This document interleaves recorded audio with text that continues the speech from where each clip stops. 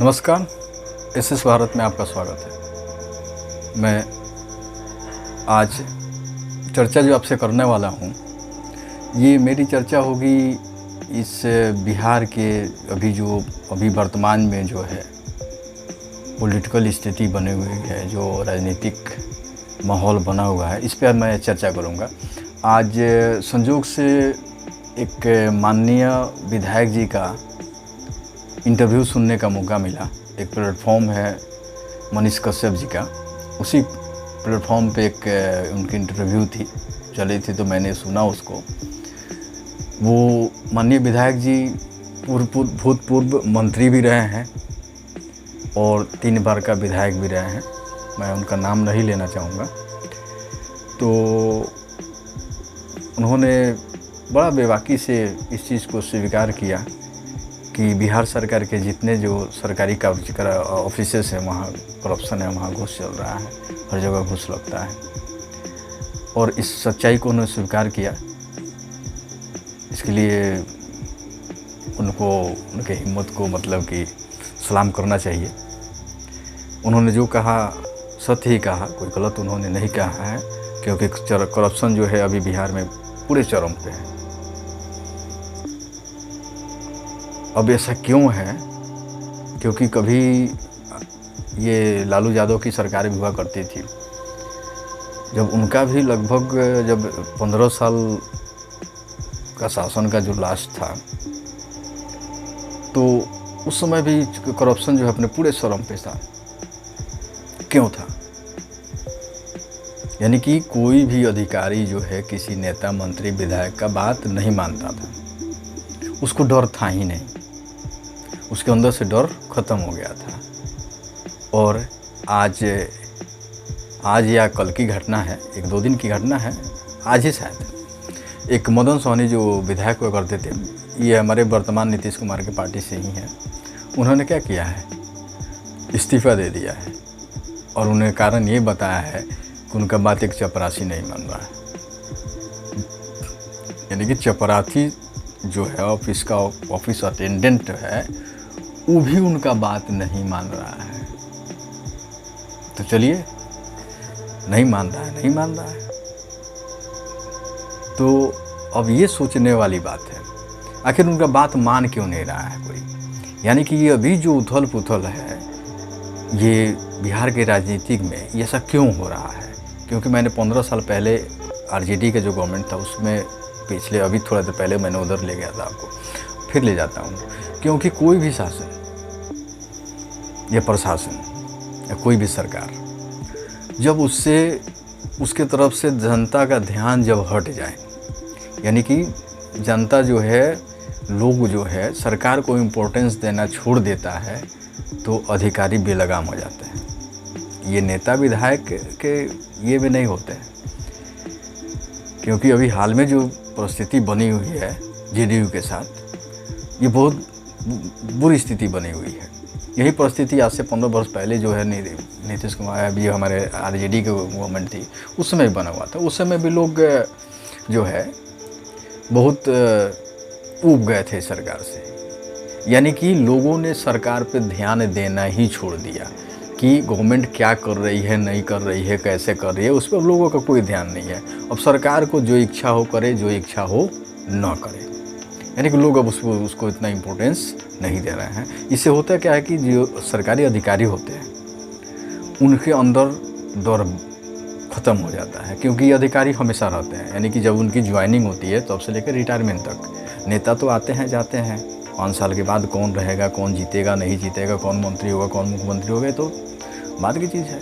लेकिन ये जो अधिकारी होते हैं ना सरकारी विभागों में, ये रिटायरमेंट तक रहते हैं। हाँ, आप उनको इस ज़िले से उस ज़िले भेज सकते हैं, इतनी सरकार की पावर होती है।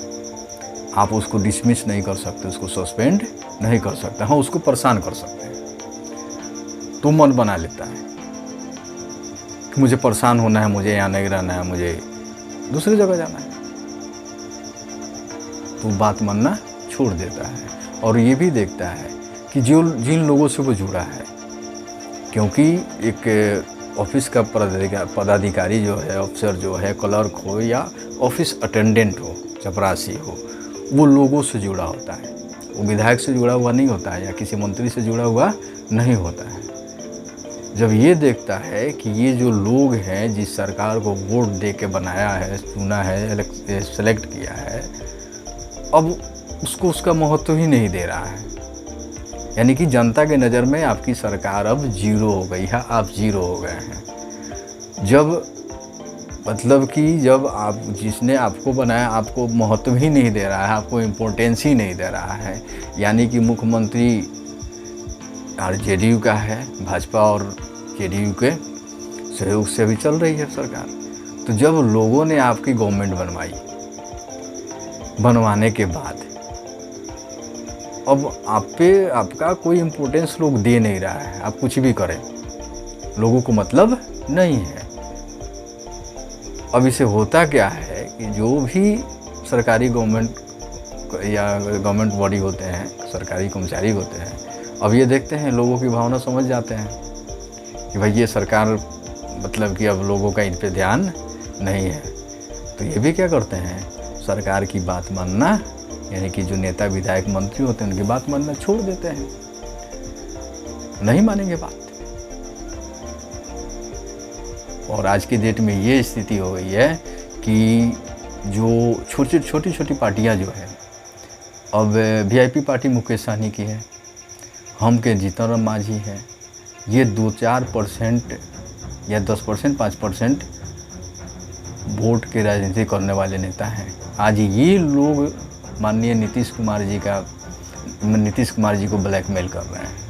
कभी लगता है कि ये जीतन राम मांझी छोड़ के आरजेडी में चले जाएंगे, कभी लगता है कि मुकेश सहनी छोड़ देंगे, सरकार गिर जाएगी। पीछे से भाजपा तमाशा देख रही है और माननीय नीतीश कुमार जो है पूरे उस अवस्था में पहुंच गए हैं, जैसे एक भोजपुरी में कहावत है, उस सांपुआ छुछुंदर वाला खिस्सा। अब घोटने को तो घोट लिए हैं, लेकिन अब उगले कैसे। यानी कि अब जितना माननीय नीतीश कुमार जी को, मुख्यमंत्री को जो करना था, पिछले बार आरजेडी के साथ गए, फिर आए भाजपा के साथ। क्या फिर छोड़ के चले जाएंगे आरजेडी के साथ, या फिर भाजपा छोड़ के स्वयं अकेले रह जाएंगे। तो किसी भी परिस्थिति में इनको ज़्यादा दिन तक सरकार में नहीं रहना है। अगर आरजेडी में जाते हैं तो ज़्यादा दिन के लिए तो जाएंगे नहीं। अब 2-2.5 साल बचा है, उसके बाद तो ये मुख्यमंत्री होंगे नहीं। भाजपा के साथ है तो कुछ कर नहीं पा रहे हैं। अगर भाजपा छोड़ के अकेले हो जाएंगे तब तो जो 2 साल बाद, 2.5 साल बाद होने वाला है, 3 साल बाद होने वाला है, वो कल ही हो जाएगा। यानी कि उनकी पारी समाप्त हो जाएगी। तो एक बार जेडीयू खुद मंथन करे, नीतीश कुमार माननीय मुख्यमंत्री मंथन करे, आखिर उन्होंने गलती कहाँ की, किस गलती की सज़ा उनको मिल रहा है कि छोटे छोटे लोग जो हैं इनको ब्लैकमेल कर रहे हैं। कभी ये बिहार में राजनीति का दिशा और दशा तय करते थे, आज लोग इनकी दिशा और दशा तय कर रहे हैं। तो माननीय मुख्यमंत्री जी नीतीश कुमार जी, एक बार विचार कीजिए, आखिर आपने मिस्टेक कहाँ कर दिया है कि छोटे छोटे लोग आपको ब्लैकमेल कर रहे हैं। जीतन राम मांझी जैसा आदमी, मुकेश सहनी जैसा आदमी, जो 2%, 4% या 10% वोट की राजनीति करते हैं, जबकि उनको वोट पे पकड़ नहीं है, लोगों पे पकड़ नहीं है। आप जाके पूछिए, क्योंकि दलितों के बहुत नेता हैं। एक केवल ये जीतन राम मांझी नहीं है, बहुत सारे दलित के नेता हैं जो अपना अपना दवा ठोकते हैं। सब पे बांट दिया जाए, उस वोट को सब लोगों में बांट दिया जाए जो दलित की पॉलिटिक्स करते हैं, तो सबके हिस्से में आधा % आ जाएगा। तो ऐसे लोग जो जिनकी मतलब कि कुछ समाज में पकड़ है ही नहीं, ना लोगों पे पकड़ है, ना पॉलिटिक्स में पकड़ है, वो लोग आपको ब्लैकमेल कर रहे हैं। कभी सोचिए, ध्यान से सोचिए, कभी कहीं ना कहीं आपने कुछ गलतियां की है। अगर नहीं समझ में आ रही है तो फिर सोचिए आपने गलती की कहाँ। क्योंकि आज आपसे सरकारी कर्मी जो है, जो नियोजित कर्मी, मैं सरकारी कर्मी नहीं कर रहा हूँ, जो नियोजित कर्मी है, जिसका नियोजन आपने किया है, वो आपको कहीं ना कहीं से ठगा हुआ आपसे महसूस कर रहा है। अब बाकी जो वेतनमान वाले हैं उसमें से एक शिक्षक समाज भी आता है, उसको भी आपने हाशिए पे छोड़ दिया है। पिछले इलेक्शन में कहीं ना कहीं आपसे नाराज़ था, और बहुत सारे नियोजित कर्मी बिहार सरकार में हैं जब से बहुत नाराज़ हैं, इनको अपने हाशिए पे छोड़ दिया है। बाकी जो वेतनमान परमानेंट वाले हैं, जिनका कुछ नहीं किया जा सकता है, वो सिर्फ रिटायर होंगे, वो कहाँ वैल्यू करेंगे किसी की।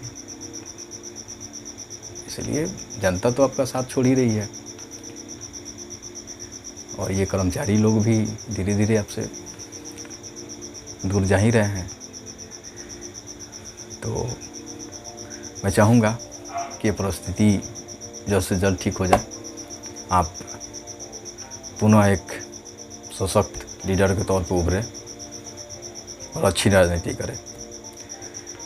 बहुत बहुत धन्यवाद मेरे साथ बने रहने के लिए, और आप मेरे चैनल को लोगों तक पहुंचाएं और सब्सक्राइब कर लें। क्या जाता है आपका, कुछ हदें बातें भी होंगी, हो सकता है कुछ बातें पसंद ना हो, लेकिन कुछ बातें तो पसंद आएगी ही। तो सब्सक्राइब करें मेरे चैनल को, बेल आइकॉन दबाइए, वीडियो लाइक कीजिए, और अपने दोस्तों के पास, अपने सर्किल समाज में मेरी बातों को पहुंचाइए। Thank you very much.